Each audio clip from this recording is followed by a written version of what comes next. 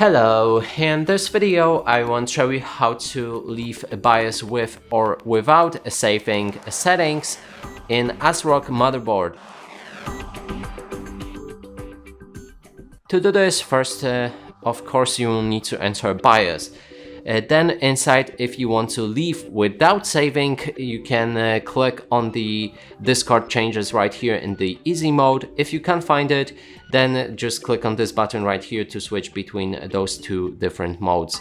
And when you click on the discard changes, it won't save any changes and basically leave your BIOS. There's also F7 that you can press to do it the same way.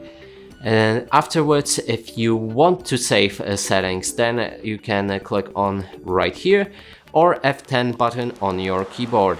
And that's it for this video. Hope you like it. Please consider subscribing to our channel, leave a like and a comment below.